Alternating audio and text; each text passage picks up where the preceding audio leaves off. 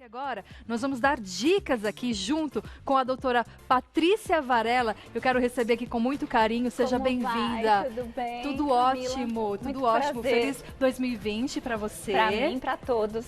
Muito obrigada. E nós vamos falar assim, nós estamos no verão. E no verão tem algumas doenças ginecológicas que acabam aumentando porque a gente não faz da forma correta. É isso mesmo? É. O que acontece que é o mais diferente em relação à parte ginecológica? Eu falo muito em relação à região de vulva, que seria o órgão genital externo, que as pessoas às vezes chamam como vagina. Eu queria mostrar um pouquinho, é possível? Ótimo, com certeza. Então, o que Mais fácil pra acontece? entender. Exatamente. Por que no verão essa situação toda pode piorar? Porque nós temos nessa região externa de pequenos e grandes lábios, nós temos mucosa. Não é uma pele como é a pele do braço, a gente tem nessas dobrinhas mucosa, isso em qualquer época do ano, mas no verão principalmente, o que acontece? Às vezes esse hábito todo das pessoas aproveitarem mais o sol, pegarem uma praia, piscina, um biquíni molhado, né? Até fiquei pensando aqui de mostrar, por exemplo, um biquíni tão lindo, né? Mas imagina esse tecido molhado em contato com a mucosa. É porque é um tecido sintético, né? É lindíssimo, mas algodão, claro, tecido de biquíni, tem que ser sintético. Exatamente. Agora, claro, o que acontece? Essa região nossa é muito sensível. Então, assim, o hábito de ficar muito tempo abafado, aquele calor, entrar no mar, toma um chuveirão, entra pra piscina e vai pro churrasco. Quando vê final do dia, já ficou o dia todo com a canga e com o biquíni úmido. Então, é por isso que realmente nessa época do ano acontece de aumentar a incidência e a prevalência de inflamações vaginais, vaginais e vulvares, que nós chamamos tecnicamente de vulvovaginite, que seriam as situações de corrimento. Aliás, tem algumas situações tipos que a gente vai até mostrar aqui alguns tipos de doenças mais comuns nessa época do ano e como a gente faz para prevenir. Você quer já começar a mostrar a primeira? Exatamente. Eu acho que é muito interessante a gente mostrar, mas só um adendo para eu falar o que seria o normal. Para a gente primeiro conhecer o normal e não se assustar quando tiver uma diferença, porque às vezes as mulheres têm dúvidas quanto a isso. Sim. Então, o normal é que tanto a região genital externa, essa mucosa de pequenos lábios, quanto o canal da vagina, que é esse canal aqui, e que aqui está mais estilizado de forma aberta. Certo. Né? Aqui. Esse é o canal todo da vagina. Essas regiões, elas produzem secreção.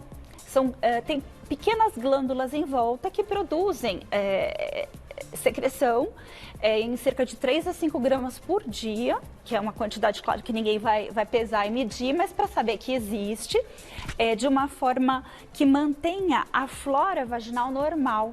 Por isso que nós temos que ter um equilíbrio de lactobacilos, que são da flora normal. Lactobacillus doderlein é um palavrão, mas não precisamos decorar isso. E tudo isso tem uma relação com a acidez, o pH, para se manter ok, em ordem, e não predispor às doenças que a gente vai comentar. Esses lactobacilos naturais é o que traz a proteção, então. Exatamente, porque é uma região de mucosa, é uma região que produz secreção.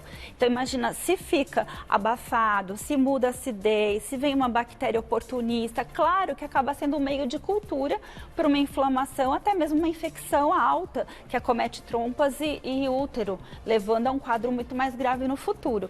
Claro, nossa ideia aqui é orientar e prevenir em todas as épocas do ano, mas agora eu vou dizer que assim aumenta muito a incidência desse tipo de doença. É essencial, então, a gente prestar atenção nessas dicas, principalmente então agora no verão, e claro, sempre, mas agora muito mais. Então, a gente até vai voltar na tela, dos primeiros problemas aí que acontecem, que é o corrimento. Perfeito.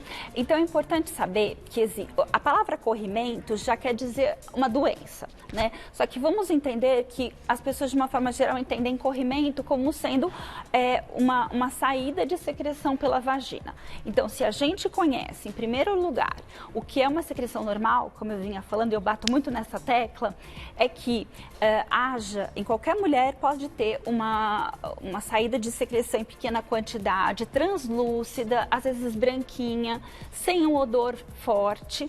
Claro, toda mulher tem um odor próprio da vagina, né? E cada uma conhece o seu próprio odor e tem vários cuidados em relação a isso, que a gente pode orientar também, assim como a gente tem cuidados para escovar os dentes, para usar um desodorante na axila, para botar um talquinho no pé, a gente também tem cuidados para se fazer na região genital, uma vez que é mucosa e é uma região que fica mais exposta. Acho que é interessante a gente se conhecer, né? Conhecer os sinais do nosso corpo, como que é no dia a dia, porque assim a gente tem uma atenção maior quando tem alguma coisa diferente. Agora, quando que um corrimento pode ser aí algo que eu preciso ter uma atenção maior?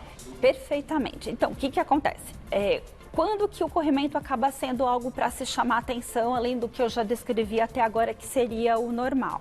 Em primeiro lugar, quando ele passa a ter um odor mais forte do que o habitual, quando ele passa a ter uma quantidade maior, que você percebe que ultrapassa o biquíni, ultrapassa a roupa íntima, quando ele tem coceira, que é prurido, que a gente diz.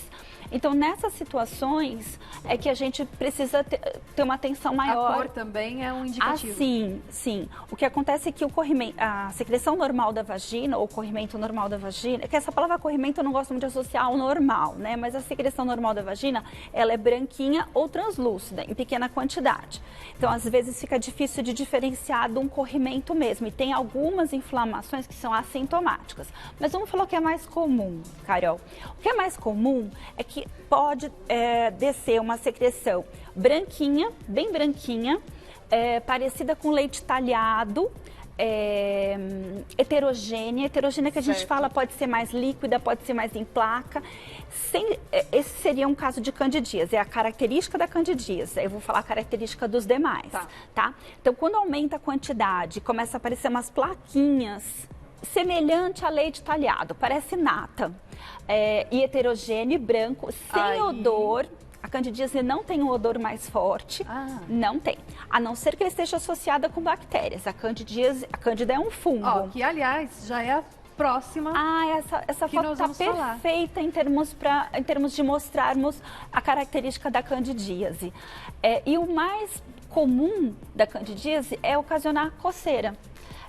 Não só a candidíase causa coceira, prurido genital e muito desconforto, mas outros corrimentos também. Mas a causa da candidíase é fundamental. Então, tem prurido, pensar inicialmente em candidíase. Claro, tem uma série de eventos que podem acontecer para predispor uma ou outra alteração. Acho melhor eu passar por todas as alterações primeiro e depois passar esses eventos, né? Bom, então falamos da candidíase. E candidíase é extremamente comum, principalmente porque, olha só que interessante, eu sempre falo para as pacientes, o fungo da cândida, diferentemente da vaginose, do tricomonas, da gardnerella, de outras bactérias que causam outros corrimentos, o fungo gosta de ambiente ácido. E outras bactérias preferem ambientes mais básicos, mais alcalinos. E é como se a gente fosse fazer um equilíbrio disso. A flora vaginal, claro, as pessoas não vão conhecer de fazer um testezinho com uma fitinha e ver qual que é o pH, né? Qual que é a acidez. Mas ela é ligeiramente ácida, em torno de 3,8 a 4,5 de pH. pH seria uma escala entre mais ácido ou mais básico. E quando esse pH diminui no intuito de ficar mais ácido, é que a candidíase prolifera. Aí que ela vem. Isso. E ela fica mais ácida por quê? Em várias situações, mas principalmente situações de alimentos mais ácidos. Então, às vezes as pessoas tomam uma caipirinha, nesse sentido, sim. Claro, tem vários alimentos muito bons, frutas muito açúcar. Sim. Agora, acidez excessiva. O estresse, isso no dia a dia, às vezes uma insolação que a gente tanto evita que aconteça, pode ser um estresse para aquela pessoa por conta de queimar demais a pele, que a gente... Físico. É uma época que às vezes as pessoas dormem menos para aproveitar mais as férias, muda todo o ambiente, enfim. Causa um desequilíbrio geral. Exatamente, uma mudança do dia a dia. Então, essa também é uma outra situação que pode ocasionar a candidíase e principalmente no período pré-menstrual. Então, antes da menstruação, nas mulheres que menstruam, é o período no qual a flora vaginal, ela está mais ácida. Tanto que tem pacientes que começam a referir ardor, vermelhidão local, coceira, antes de descer a menstruação. Quando desce a menstruação, alivia. Agora, como prevenir? Bom, no caso da candidíase, somente no caso da candidíase, conhecer-se e tratar. Isso é muito importante. Camila, tratar adequadamente, até para não virar uma candidíase recidivante, que não melhora com nada. Ela é uma doença sexualmente transmissível. Mas não só isso. Olha, eu vou falar outras que seriam mais sexualmente transmissíveis. No caso da candidíase, não necessariamente. Não podemos afirmar que ela seja exclusivamente sexualmente transmissível, não. É mais uma questão de ocasionar e predispor com esses fatores todos. Certo. Tem mulheres que têm uma predisposição maior, por ter uma acidez vaginal maior. O mais importante é tratar, porque se não tratada, fica aquela coisa de colonizar o fungo e não deixar resolver de uma vez. Então melhora um pouquinho, depois piora tudo de novo. Sim. Geralmente a gente trata de uma forma completa, tanto com comprimido via oral, quanto a maioria das outras vulvovaginites também. Mas tanto comprimido via oral quanto um creme vaginal ou óvulos vaginais. Certo. E tem que tratar e fazer um controlezinho de que ficou tudo ok, para não ficar recidivante. Isso é muito comum, aquela paciente que vira e mexe, tem, sei lá, 6 a 7 episódios de candidíase no ano, passa metade do ano. Muita coisa. Muito mal, exatamente. Às vezes é por conta também de uma cândida, um fungo que é um pouco mais resistente do que outros. Tem que fazer o acompanhamento, o tratamento junto um acompanhamento até Exatamente. o tratamento chegar no seu resultado final. Exatamente. Então, quanto a candidíase é bem isso, a mais comum é a Candida albicans, que todo mundo já ouviu falar, mas quando tem outros tipos de cândida, principalmente a Candida glabrata, acaba sendo um pouco mais difícil o tratamento. Então, tratar, procurar um ginecologista, fazer um exame ginecológico completo, não precisa de muitos exames complementares, é examinar a paciente. O ginecologista já consegue identificar só de olhar. Examinar. Ele, claro, vai inspecionar a área externa, ver se tem vermelhidão, se já aparece alguma secreção externamente. A gente usa um espéculo, que as pacientes às vezes falam, nossa, é o bico de pato. Mas delicadamente a gente introduz na região genital. Aqui não vai dar para colocar também, porque é um molde, né?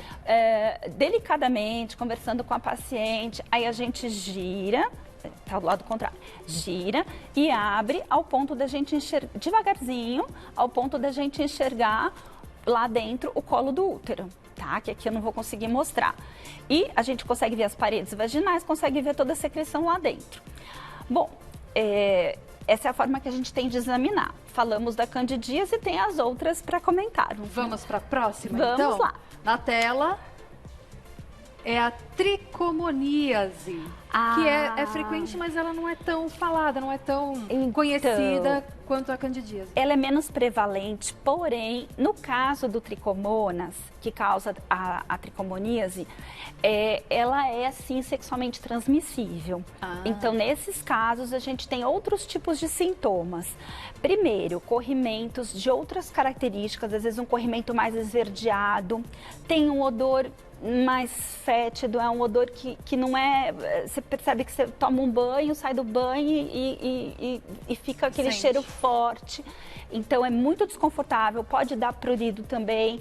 Precisa de um tratamento super, super bem feitinho, completo. Muitas vezes da própria paciente e até do parceiro sexual, no caso, se ela tiver.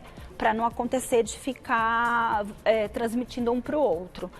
Não é gravíssimo desde que seja feito o tratamento adequado. Tá, tanto a candidíase como a tricomoníase, quando eu tenho um ambiente mais propício, mesmo eu tendo o ato sexual, mas se a minha imunidade, por exemplo, ela tá bem, eu não estou com a parte íntima úmida o dia inteiro, eu consigo prevenir.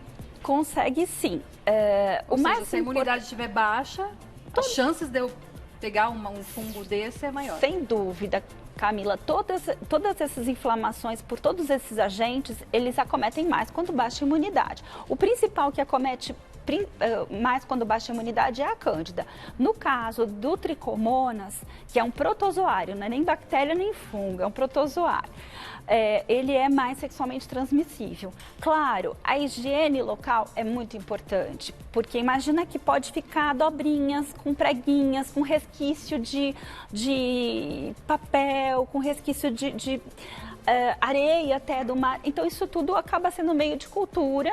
A paciente, a mulher às vezes chega em casa, vai namorar seu marido, seu namorado, e claro que aí predispõe mais, sem que seja feita uma higiene adequada, sem que ambos estejam isentos da doença. Aqui a gente já passou algumas doenças que são comuns, mas tem mais duas que a gente quer mostrar. A próxima na tela para você, que a gente já fala sobre ela, que é a vaginose bacteriana. A vaginose bacteriana também tem uma frequência considerável. Ela é causada por uma bactéria que também tem um nome complicado, é um nome até engraçado, que se chama Gardnerella. A Gardnerella é um palavrão de novo. A Gardnerella, ela costuma causar um odor forte, bastante forte, às vezes aparece um corrimento, esse odor ele é típico, às vezes a gente até compara com um odor de peixe estragado. Então assim, é bem típico de Gardnerella, é muito importante tratar precocemente. E o corrimento às vezes ele é mais acinzentado, mais bolhoso. De toda forma, são os três tipos de inflamações vaginais e vulvares mais comuns, como queixa no consultório de uma forma geral, como queixa principal das mulheres e agora no verão mais ainda. Certo. E por fim, não sendo uma afecção ginecológica propriamente dita, nós temos uma tendência, nós temos a uretra curta, que é o canalzinho de urinar. Então, o que acontece? O espaço entre a uretra e a entrada da vagina é muito próximo. Então, se houver algum acometimento na entradinha da vagina, a facilidade de ascender, de subir bactérias para a uretra e para a bexiga é maior. Então, o que a gente recomenda é que essas mulheres bebam bastante água e procurem, na medida do possível, urinar após uma relação sexual. E para concluir essa questão toda de afecções ginecológicas no verão, higiene genital. Buscar algumas formas de dar uma escapadinha, trocar de biquíni, ou lavar-se, secar-se. Sempre sequinha, sim. Higiene, 2 vezes por dia. Depende também das situações, vai depender muito das situações, da época do mês, às vezes a paciente está usando um absorvente interno. Com sabonete também, ideal. Eu super indico, não tem uma marca específica, mas eu acho que ele tem que ser um sabonete com pH. Sabonete íntimo. E uma suavidade semelhante à vagina. Também vai ajudar nesse equilíbrio sem dúvida nenhuma. Também. Dá para falar da última? Será que dá tempo? Qual que é a última? É a infecção urinária, que é muito comum também. Essa mesma. Então, dá ardor para fazer xixi, dá uma dorzinha no pé da barriga, incomoda bastante, tem que ser tratada para não virar uma infecção nos rins, né? Mas também essas características de serem mais frequentes nas mulheres por conta da uretra curta, como eu te falei. Certo. Tem perguntinha do público? Vamos mostrar então quem que mandou agora. Tá chegando, aliás, um beijo para todo mundo que está participando lá no @VocêBonitaTV. Um super beijo para vocês. Olha, a gente tem menos de 1 minuto, vamos ver se dá tempo. Doutora, tenho muita coceira e gostaria de saber se usar o sabonete íntimo piora a situação. De forma alguma não piora, porque vamos dizer que Estou imaginando que ela tenha coceira por conta de uma candidíase, pode ser que seja outra bactéria. O que ela precisa para ajudar em relação a isso é manter um sabonete íntimo que tenha uma acidez semelhante à da própria vagina. Que são sabonetes que a gente encontra próprios no mercado. Exatamente, Preciso mais suaves. Eu que agradeço. Muito obrigada, Patrícia. Amei, Arroba Doutora Varela, DRA, tá? Doutora abreviado, Varela com 2 L's. Patrícia Varela, ginecologista, muito obrigada pela sua presença. Muito obrigada, Até mais, Camila. bom 2020 para você. Igualmente. O meu Instagram é @CamilaGalete também para você seguir. Gente, um grande beijo para vocês, o programa foi lindo.